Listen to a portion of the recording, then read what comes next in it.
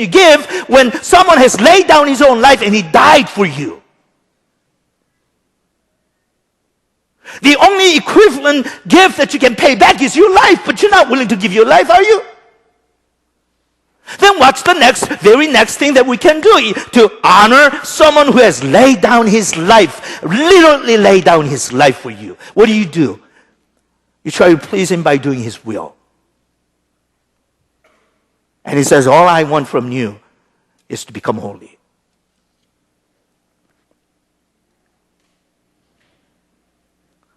So he says, for you know that it is not with perishable things such as silver or gold that you were redeemed from the empty way of life handed down to you from your forefathers, but with the precious blood of Christ, the Lamb, without blemish or defect. He was chosen before the creation of the world, but was revealed in these last times for your sake. Through him you believed in God, who raised him from the dead and glorified him, so that your faith and hope are in God.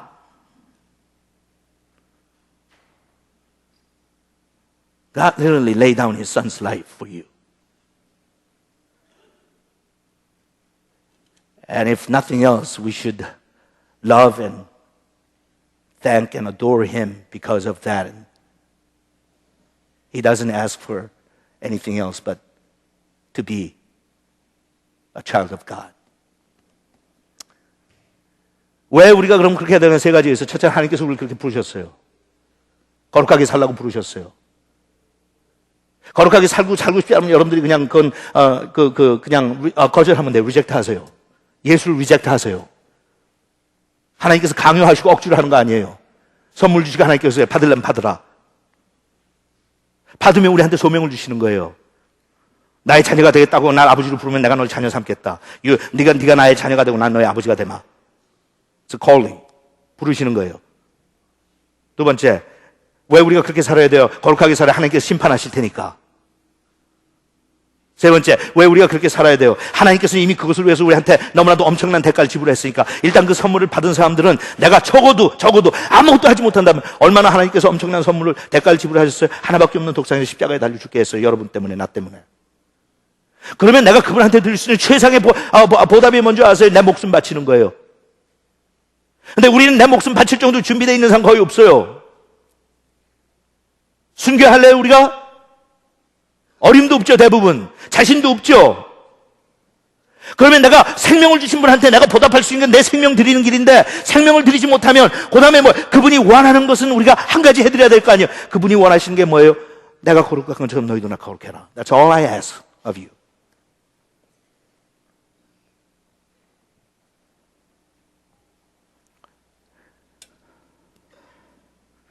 That's all I ask of you.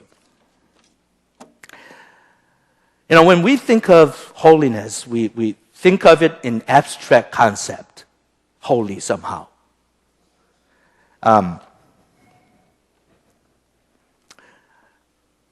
psychiatrist turned pastor and author, his name is John White, wrote a book on our spiritual conflict, entitled the book, The Fight that exists, that Paul describes.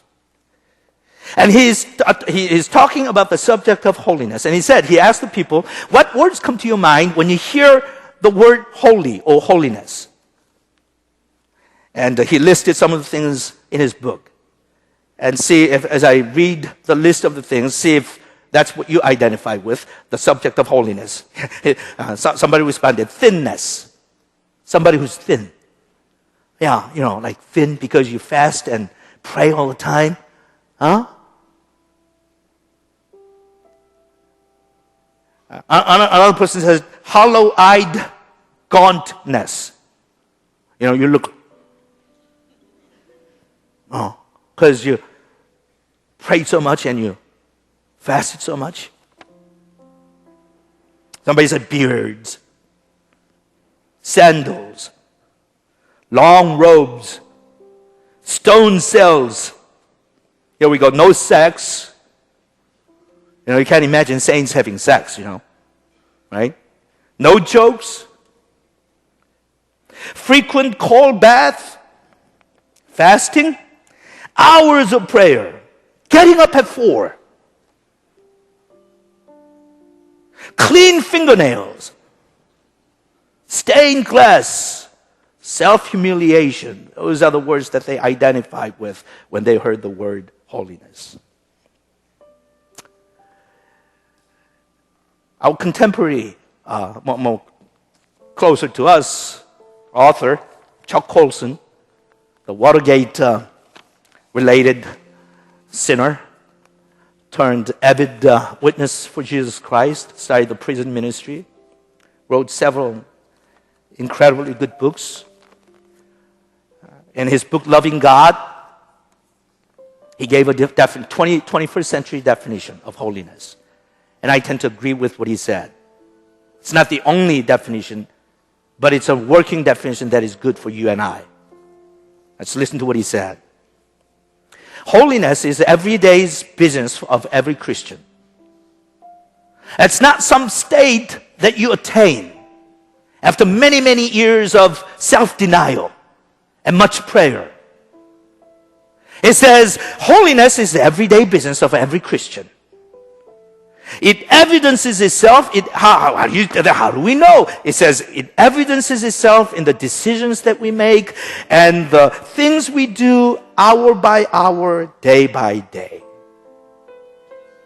Let me tell you what holiness is. In every little decision that you make throughout the day, you do it according to God's will. You do it according to God's personality. Do it according to God's character. And you do that hour after hour, day by day, then you become holy. Jesus just didn't go into the Mount Sinai and stay there for 40 years and came down from the mountain, a glorious, glowing face, and came down and said, holy. No, he just walked around with everyday people, educated, uneducated, old, young, men, women. People that were respected, people that were despised. Every hour, every day, it evidenced itself in Jesus' life that he's holy. Even when he met with a prostitute, he was holy. When he had conversation with tax collector, he was holy.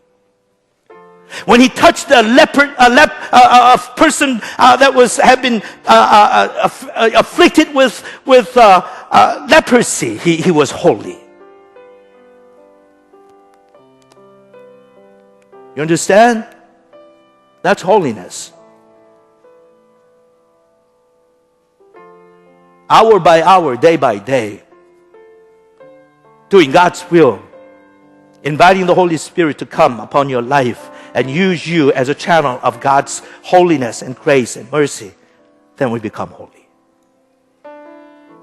Every morning when you go to work, you have a choice. You have a decision to make. You want to be holy? God will help you. Not by being tucked away in the mountain somewhere, away from the world, and pray for hours and hours and hours. You might feel holy, but that ain't the holiness that God is talking about.